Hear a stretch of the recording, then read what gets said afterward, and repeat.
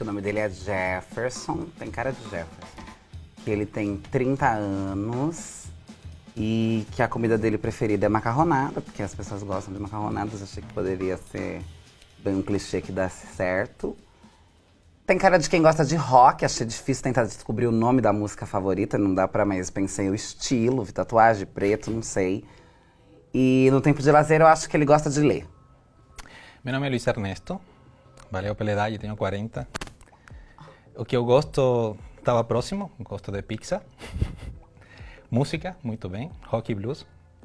E gosto sim, ler entra ali, porque gosto de aprender e caminhar. Ótimo. Sobre você, acho que seu nome é Angélica, tem, chutando para um pouquinho acima, 28. Gosta de estrogonofe, talvez. Música MPB, das mais modernas. E gosta de sair com suas amizades. Boa. Acertou a idade, a comida tá próxima, mas eu me chamo Érica, tenho 28 anos, exatamente. A minha comida preferida é risoto. Eu coloquei o nome da música preferida, então não ia ter como aceitar, não tá dentro da MPB, é Trees Dry on the On da Amy House, mas gosto de MPB também. E no meu tempo de lazer eu gosto de ver TV, ler e sair com os amigos. Ok, de 0 a 10, a importância que você tem sobre os direitos humanos, eu acho que está em 10. De 0 a 10, a importância que você tem com respeito à democracia, 10. De 0 a 10, a importância sobre a liberdade de imprensa, 9. Você pode considerar vetar algumas pessoas que não sejam da linha que você consiga. Entendi. De 0 a 10, importância que você tem a liberdade de expressão, 10. E de 0 a 10, importância que você tem a sua liberdade sexual, 10. Ele acertou todas, só não a liberdade de imprensa, porque eu coloquei 10. E agora eu falo as dele, né? Bom, eu coloquei 10 para todas também. Eu coloquei a importância para os direitos humanos, acho que é 10. A importância que dá para a democracia, 10. A importância que dá para a liberdade de experiência, 10. A importância que dá a liberdade de expressão, 10. E a importância que dá a liberdade sexual, eu também coloquei 10. Então, a única que temos digamos, é diferente é a importância da democracia. Eu dou 7. Por quê? Eu vi na democracia onde a opinião maioritária se impõe sobre o resto. Por exemplo, sou de uma linha de pensamento que todas as pessoas têm a opção de escolha e de decisão. Então, na democracia, é um grupo que se impõe sobre o outro. Então, por exemplo, se você, digamos, é conservador, se impõe sobre o resto, se eles são maioria. E ao contrário, entende? Então, por isso eu acho que é uma das falhas que tem a democracia. Eu antigamente pensava igual que você, que dava um 10, mas consegui reparar isso, né? Porque eu vivi como o processo democrático facilitou a instauração de uma ditadura. Eu sou venezuelano, eu moro aqui já há uns 7 anos, e vi como a maioria impôs sobre o resto, inicialmente, a instauração de uma ditadura. Mesmo que não tivessem razão, mas era a maioria. Sim. Então, o fato de que fosse maioria não quer dizer que fosse verdade. Então, por isso, eu fiquei assim. Bom, eu acho, como ele já bem colocou, que ele pensa que a Venezuela é uma ditadura. Se ele pudesse resumir Hugo Chávez em uma palavra, seria ditador, cruel, alguma coisa assim. Se pudesse resumir Nicolás Maduro em uma palavra, eu acho que seria também as mesmas de Hugo. E para ele, os principais problemas que ocorrem na Venezuela têm como responsável os políticos. E ele julga a forma como os Estados Unidos lidam com a Venezuela horrível. Bom, para mim, a Venezuela certamente é uma ditadura total. A palavra com que eu resumo Hugo Chávez, em esse sentido, eu vejo uma diferença de quem é nacional e quem não. A gente, independentemente, vira uma emoção. Eu vejo que Chávez, em todo sentido, é ódio. Ele mesmo, como pessoa, tratava a quem não gostasse dele, enfim, e delimitou isso como uma grande fronteira, né, entre os venezuelanos, okay? Através do ódio. Em esse sentido, o Maduro, Nicolás Maduro, a palavra que define ele é abuso, ok? E para mim a principal palavra que é responsável da situação da Venezuela Chávez. E mas você tem razão em colocar políticos, colocaria extensão políticos, mas como era uma, Chávez certamente é um antes e um depois, né? Eu acho que Chávez nesse sentido é comparável com a Alemanha, com Hitler, antes e depois de Hitler, assim de drástico, ou Pinochet no Chile. Assim que da postura dos Estados Unidos, eu acho que ela é indiferente e conveniente, na real. Não se posiciona de maneira clara ou firme. Às vezes tem para um lado, às vezes para outro, mas está ali e ainda permanece. Para você, a Venezuela talvez seja uma democracia, inicialmente, e consigo entender. Para você, Chávez talvez seja um líder. Maduro, en una palabra, debe ser presidente, posiblemente. Para Venezuela, el principal problema de que a Venezuela está como está es el capitalismo. Y así como você julga a Estados Unidos como interventor, como una persona. No sé si esto es cierto. Não. Para mim, a Venezuela é uma ditadura. Se eu pudesse resumir Hugo Chávez em uma palavra, seria ditador. Se eu pudesse resumir Nicolás Maduro em uma palavra, seria complexo, porque eu não consigo definir, eu não consigo ter uma opinião formada, fechada sobre este homem que às vezes eu penso ser bacana e às vezes eu penso ser ditador. E aí eu não consigo definir apenas um ditador cruel, bárbaro, que impõe a sua vontade sobre o povo ou alguém que está tentando, sei lá, não sei, por isso complexo. Agora, minha pergunta, porque tu análise para mim foi complexo, eu não entenderia que seria positivo de Maduro. Quando eu penso, por exemplo, no opositor, esqueci, me fugiu o nome. Guaidó. O Guaidó. Aquele cara tá muito mais perto de um pensamento direitista, de um pensamento trumpista, de uma ideia completamente equivocada do que eu acredito como nação, como sociedade, do que o Maduro. Mas aí, para tentar garantir o que eu acredito que está muito mais voltado à democracia, aos direitos humanos, ele acaba se tornando um ditador. E aí, por isso, eu não consigo avaliar, porque para mim Guaidó também não é a coisa certa. Mas também como o Maduro impede que Guaidó seja eleito na Venezuela, também não tá certo. E aí o que gera pro povo venezuelano também não tá bom. Então eu acho complexo, acho difícil, porque eu não posso dizer que eu acho o Maduro completamente um ditador escroto e que se aproxime, por exemplo, de Hitler ou de Pinochet ou de qualquer outro. Não acho. Para mim, os principais problemas que acontecem na Venezuela têm como responsável os Estados Unidos. Eu acho que os Estados Unidos é quem proporciona todo esse caos. Eu não consigo responsabilizar por completo Nicolás Maduro. E acho que a forma como os Estados Unidos lidam com a Venezuela é cruel. Olha, sobre complexo Maduro, interessante. Realmente, acho uma palavra interessante. O Chávez era um ditador, mas acho que Maduro extrapolou ainda mais. Sobre a Venezuela, você falou que o problema era os Estados Unidos. Estados Unidos. Te confesso que não. A Venezuela, inclusive, é um país que teve culturalmente muita influência de Estados Unidos, assim como vários outros do Caribe, tanto que muitas coisas que a vezes as pessoas não sabem. Nosso principal esporte é beisebol. O segundo é basquete. Pelo beisebol, conheço, pelos times de beisebol, quase todas as capitais, de nome, dos Estados Unidos. E isso pelo petróleo, né? E aí você vê que, digamos, na intervenção que estive nos Estados Unidos, que foi mais forte em meu país, ela chegou talvez até final dos 70, antes da nacionalização do petróleo. E mesmo assim a qualidade de vida nossa era, em muitos termos, muito mais confortável e de maior crescimento que depois. Com respeito a esses problemas, se eu tivesse que acusar algum outro país, infelizmente, ou a falar de governos, porque o país involucra muita coisa, né? Colocaria o governo da Cuba, ok? Como partícipe dessa situação na Venezuela, através de Fidel Castro. Não estou falando do povo cubano, que são duas coisas que eu quero estabelecer. E Estados Unidos, como eu te falei, basicamente ele jogou a seu favor. Talvez, mientras Hugo Chávez estive vivo, por exemplo, não sei se está em conhecimento, até 2012, diariamente se exportava 1 milhão de barris para Estados Unidos e Estados Unidos comprava feliz da vida e todo mundo fazia negociações. Então, eu acho que entre eles estavam claros que não era um problema um para o outro. Então, só para estabelecer isso ali.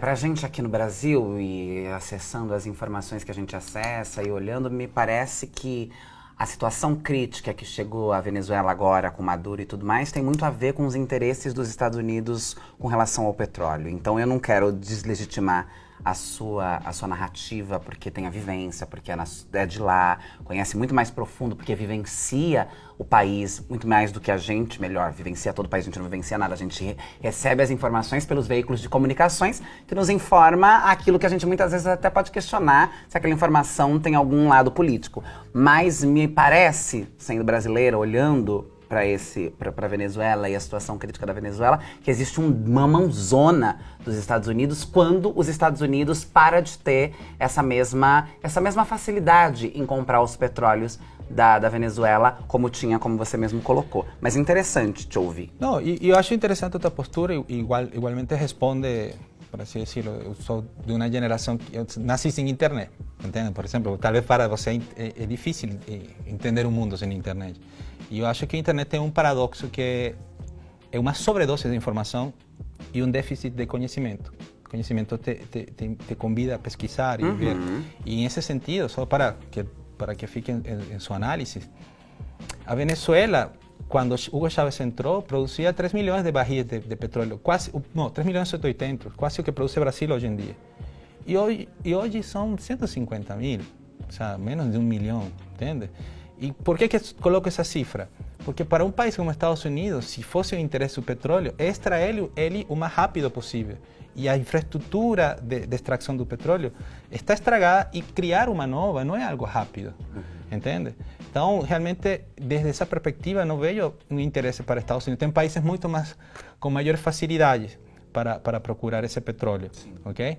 Então, mas entendo, por isso te perguntei e achava que a Venezuela, em um momento, você pensaria que era uma democracia, porque a linha informativa acompanha isso, né? Mas não acompanha como é o processo de lá. Então, igualmente, ou seja, eu também teria algumas ideias antes do Brasil e outra coisa é morar. Sim, então, mas te esclareço isto, porque te convido também a entender um pouco mais de nosso país, o que era antes de este processo, né? Para não comprar tanto discursos de pessoas que, às vezes, falam sem argumentos, né? Para você, uma parcela importante da esquerda brasileira defende o governo de Maduro. Por quê? Eu coloquei porque tem a mesma origem política. Para você, a Venezuela não terá melhora significativa enquanto não tiver democracia. Para você, o socialismo é liberdade perdão, para você, socialismo e liberdade são compatíveis ou não? Eu coloquei que são. Essa é a visão sobre o socialismo do século XXI. Eu coloquei que a sua visão é uma melhora. E a sua visão sobre o capitalismo, coloquei que acha que é injusto. Bom, para mim, uma parcela importante da esquerda brasileira defende o governo Maduro porque ele diz coisas aparentes estar dentro do aspecto político da esquerda, que acho que é a sua resposta. Parte da mesma origem política, eu acho que, em outras palavras, é isso. Para mim, a Venezuela não terá melhora significativa enquanto houver a guerra do petróleo. Eu ainda acho que há uma guerra do petróleo com relação aos Estados Unidos. Para mim, socialismo e liberdade são compatíveis, apesar de alguns países do mundo criarem, né, uma ideia de que não. E a minha visão sobre o socialismo do século XXI é que ele precisa ser reciclado, repensado, né? E a minha visão sobre o capitalismo é que ele é o causador dos grandes males da sociedade. Agora eu falo sobre você, né? Para você, uma parcela importante da esquerda brasileira defende o governo Maduro porque não conhece os fatos. Para você, a Venezuela não terá melhora significativa enquanto Maduro permanecer no poder. Para você, socialismo e liberdade não são compatíveis. A sua visão sobre o socialismo do século XXI, me senti incapaz de responder, não disse nada, não sei o que você pensa sobre o socialismo de hoje. E essa é a sua visão sobre o capitalismo, é que o capitalismo é algo ruim. Bom, para mim, uma parcela importante da esquerda brasileira defende o governo de Maduro. Eu falo que sim, porque já manifestando em meu país, em meu consulado, levei porrada desse setor. Ok? Literal. Então, eu não fiz que estava manifestando em território teoricamente venezuelano, mas levei porrada. Eu gosto mais do diálogo. Para mim, a Venezuela não terá melhora significativa enquanto não saia da ditadura. Okay? Não tem a ver com Maduro, todo o sistema que tem ali. Com respeito ao socialismo, para mim, socialismo e liberdade são incompatíveis. Vou explicar por aqui. E eu acho justo. Acertei, pelo menos. Imaginei. Não, eu te explico. Olha, no histórico, assim como curiosidade, meus pais foram líderes estudantis na faculdade de esquerda, né? Inclusive, meu pai teve 3 anos preso político nos anos 70. Conheço o esquema. Mas, quando você se dá conta que para ter igualdade você precisa de liberdade, e que quando coloca a situação ao contrário é difícil, por exemplo, em um sistema igualitário, ok, vamos supor democrático, onde se impôs uma maioria, não temos como escolher. E a escolha é a base fundamental da liberdade. Em liberdade podemos optar pela igualdade. Por isso que eu coloco sempre ela acima, né? Como situação. E coloco igualdade em um segundo lugar. Depois que você tem liberdade para comprar ou não essa igualdade, beleza? Minha visão do socialismo do século XXI é o mesmo fracasso desde o século XIX. Então, porque planteia a visão, eu acho que a visão totalitária. O ser humano, por essência, ele é individual, ele é particular. Você e eu podemos ter coisas em comum, mas a tua identidade, eu não vou te obrigar a ser quem não é, ok? Só porque eu acho que deveria ser assim.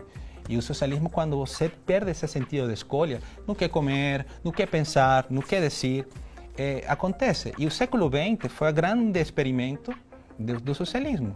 E aí você vê que não conjuga a igualdade com liberdade. Por exemplo, só para colocar algo, é muito mais... que eu lembro, é muito mais fácil você conseguir um partido socialista ou de esquerda em um país de direita que um partido de direita em um país comunista ou socialista, entende? Então, por quê? Porque eles querem totalizar. Quem pensa diferente está fora. E você acha que isso é uma questão do pensamento socialista, claro, e não dos líderes que estão em países ditos socialistas? Então, o socialismo é feito por homens e para homens. Então, se ele não considera suas características como falhas, então algo está errado. Porque o ser humano, que eu estou dizendo, o socialismo pensa de maneira totalitária uma turma ou uma comunidade que é heterogênea. Você não pode estabelecer de maneira tão igualitária a toma de decisões, entende? De necessidade, de aspirações, de sonhos, entende? Não pode chegar ali. Tem que dar opções. Por isso que, até onde eu lembro, é muito mais a galera que fuge procurando essa opção de escolha de países de esquerda, Alemanha, na Ásia, Camboja, Vietnã, Cuba. Tem que pensar o que passa pela cabeça de um ser humano para pegar um pneu e chegar na Flórida, se é na Cuba, de um venezuelano, caminhar 36 dias de Caracas até Lima. Por quê? Por que sair dessa situação? E é isso. Porque, na essência, antes de país, antes de família, você é um indivíduo. E se você é anulado como isso, não todo mundo compra essa ideia. Entende? Agora, sobre o sistema capitalista. O capitalismo, em essência, para mim, sempre é e será um sistema econômico. Simples como isso. Não tem uma filosofia atrás que acompanhe. Não acha que pode ser bom nem ruim. Depende de quem pergunte. Não, depende de quem pergunte. É um sistema econômico que ha dado algumas possibilidades, tem suas falhas, ok? Mas que é tão versátil que Estados Unidos ou China podem usar ele, ok? Então, o capitalismo, em essência, ele a vezes se confunde o capitalismo com privilégios, por exemplo, ok? E não é a mesma coisa. O sea, é a tendência de capital. Você pode nascer pobre, ok, por exemplo, e procura uma forma de obter capital que possa usar como recurso para multiplicar esse bem em outra coisa. Um exemplo, você nasce em uma periferia qualquer uma, monta um lanchonete, esse lanchonete te dá um capital a mais e pode montar um segundo. E isso através do capital. No início, nós dois coincidimos nos direitos humanos, ok? O principal é você ter direito a ser livre e independente, beleza? E para você ser livre e independente, tem que ter recursos econômicos, basicamente, ok? Senão você fica dependente. Sim. Certo? Ok. Como que eu tenho esses recursos econômicos sem uma economia que gere capital? Ok? Porque, por exemplo, se você depende, o Estado, se ele fosse a repartir, de algum lugar alguém tem que pagar a conta. Sim, Então, se não existe uma dinâmica que gere cada vez mais capital para esse crescimento... Mas outros povos têm modelos econômicos diferentes. Os povos africanos, por exemplo, antes da escravidão, quando a gente volta para a história, que eram diferentes deste modelo que nós temos hoje como capitalismo, que aparece-se com o capitalismo, mas que não é esta coisa do lucro acima da vida, do lucro acima da liberdade, do lucro em primeiro lugar, porque o lucro é o que importa e os direitos das pessoas, a subjetividade, uma sociedade mais... Não, porque o capitalismo, quando você disse capitalismo e liberdade, eu pensei, não consigo enxergar um capitalismo e a liberdade. A gente sempre está preso por conta do capitalismo, por conta de ter que correr atrás desse capital. E aí, que o capital, que o dinheiro, que a renda esteja preso na mão de famílias, na mão de pessoas, e não sobre o poder do Estado, sobre o poder para todos, que seja uma responsabilidade estatal, mas sim de empresas privadas, que aquelas famílias, os seus filhos já nascem ricos e vão permanecer ricos, e os filhos dos pobres vão continuar pobres.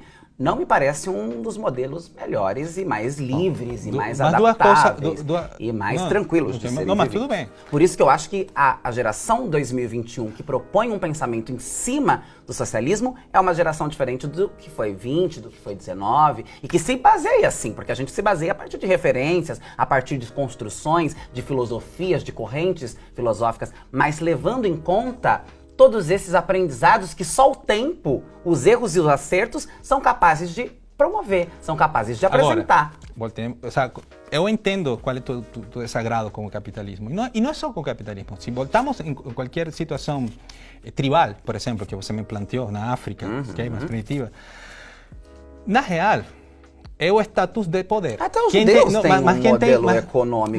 Mas a briga que eu acho que consigo enxergar é quem tem o poder, ok?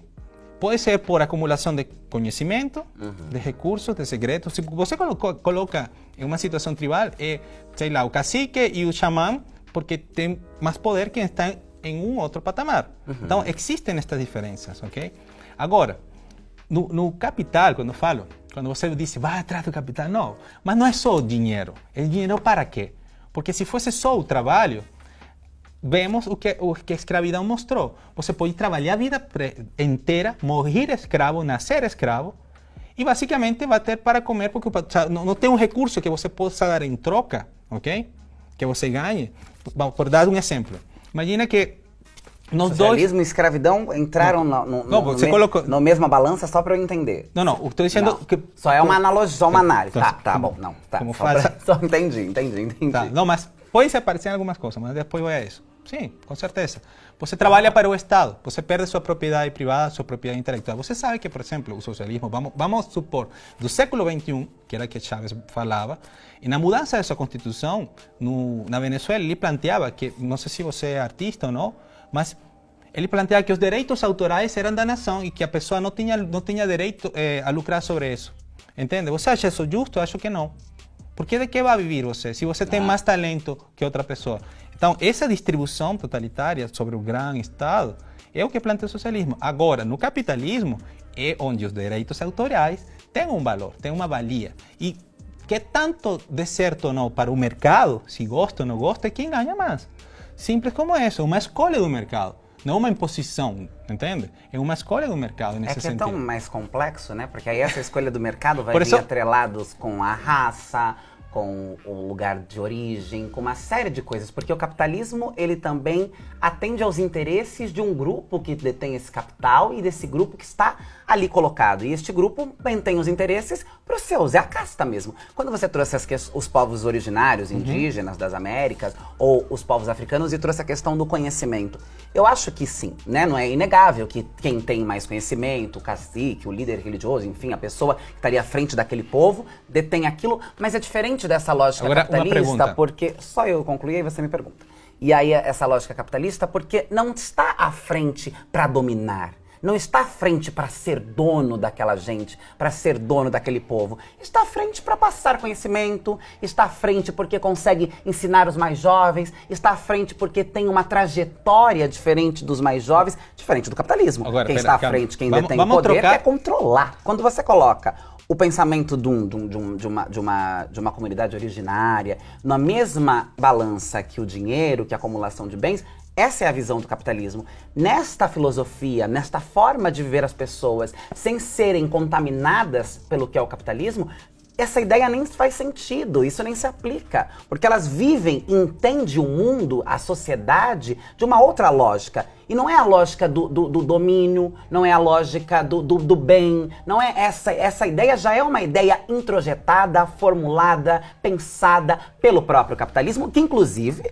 contaminou os povos todos, né? Nós vemos aí os povos originários com muito desafio de conseguir manter a sua essência, a sua ancestralidade, porque o capitalismo ele quer dominar essas terras, ele quer dominar essa filosofia, ele quer dominar essa cultura, porque ele quer transformar em bem, porque é mais fácil, você mesmo disse. Quando é em bens, quando é em dinheiro, quando é monetário, se resolve mais fácil. Quando não se é monetário, abre-se margem para uma série de discussão, porque estes líderes, essas pessoas destas culturas, não estão ali porque pensam em dominar, porque pensam em ter. E não obrigam, as coisas elas fluem, é como se fosse um rio. Elas vão, porque estão todos em conformidade. Olha para as comunidades indígenas tradicionais que ainda estão preservadas e se mantêm. Aquelas crianças, aquelas mulheres, aqueles homens são felizes vivendo daquela maneira. Eu vou falar pelas comunidades de meu país, Sim. para não entrar em discussão. Geralmente não são tão puristas assim, ok? E às vezes, se tem a opção de melhorar o que eles considerem que melhora de sua existência, vão a tomar essa opção. Seja um celular, por exemplo. Uhum. O capital você está vendo como se fosse só não, é um recurso de troca, muito mais neutral. Ok? Eu não sei o que você tenha para oferecer, nem você sabe o que eu tenho para oferecer, mas se podemos chegar a um nível neutral, que por exemplo, neste caso é o capital, aí você usa como quiser e eu uso como eu quero. Ok? Não por acaso o salário é um esquema de troca. Salário Ele vem não é tão da palavra democrático assim. Calma. Não estou dizendo, e começo no início. Eu falei que não achava um sistema perfeito, ok? O capitalismo. Espero que lembre. Daí, mas, se você compara as opções que ele dá com respeito ao socialismo, que é o tema em questão, olha, século, é só reparar na história. O índice de pobreza nos países socialistas sempre é maior. Por quê? Porque te limita condições básicas para você gerar seu próprio lucro. Uma, direito de propriedade. Ok? Outra, direito de escolhas. Então, imagine essa situação, onde você tem voltamos na comida, uma comida que dá alergia, o frango. Ok? Você é alérgico. Aí faz um frango assado, me dá alergia. Me dá um frango frito, me dá alergia. E a culpa é do cozinheiro? Não. É o frango, entende? É o sistema que realmente não funciona. O capitalismo pode melhorar, bom, que inventem outra coisa, mas entre os dois, ok? Eu estou vendo que dos dois monstros, ok? Pelo menos posso correr, entende? Mas o socialismo é bastante mais complexo, de verdade, porque esse tema de igualitário sempre tem que perguntar o seguinte: quem decide essas normas? Por quê? Acho que em 2021 a gente está falando já, quem pensa o socialismo de 2021 já até abriu mão da palavra igualdade. Porque ela não faz sentido. A gente tem pensado em equidade, porque tem uma outra conotação. Mas agora que ele está colocando equidade. Porque agora que estamos aprofundando e indo na discussão, mas estamos pensando, por isso que eu digo que é diferente. Respeito a sua opinião, acho que você tem sentido no seu ponto de vista, nas suas perspectivas, na sua defesa. Não quero aqui deslegitimá-la. Não concordo de nenhuma maneira. Não tenho acordo algum. Por isso é que eu gosto da liberdade. Com isso, exatamente. Isso é importante. Por isso que precisamos de um socialismo que defenda os valores da liberdade, para que as pessoas também possam pensar de outras maneiras. Mas a palavra tem sido equidade. Mas é isso que eu estou dizendo. Em socialismo, dificilmente você vai falar de outra maneira. Sempre se impõe, todo regime que sea amplio, totalitário, sea por religião, por morais, por raça, se vai impor, por isso que voltamos no tema da democracia. Então, essa maioria, para mim, eu creio mais na representatividade. Sim, tá certo. Então, em esse sentido, por isso que lembrei do mercado nesse esquema. E olha, a meu entender, depois de muito andar e muito ver e muito testar, eu gostaria pelo menos te convidar te deixo com esta provocação, que seria, eu pessoalmente acho que a desigualdade em si não é tanto um problema como a pobreza, ok? Porque, inclusive, acho a veces a desigualdade, o sea, elas vão estar ali, ok? Se você quer um exemplo claro, não sei se você tem irmãos ou irmãs, são da mesma família, na mesma condição e cada um tem destinos diferentes e crescimentos diferentes. Então, o fato de você colocar as mesmas condições iniciais não quer dizer que as condições de chegada vão ser as mesmas. Então, vai gerar, pela toma de decisão também, desigualdades. Mas, se você diminui a pobreza, que é não ter que comer, que não é ter que estudar, aí acho que melhora, porque certamente em um país desenvolvido, um pobre vive melhor que pelo menos no meu país, né? Então, essa é a provocação que te deixo sobre considerar se a pobreza é mais um problema muito mais alto que a desigualdade. Vou ficar com a provocação, vou pensar sobre ela.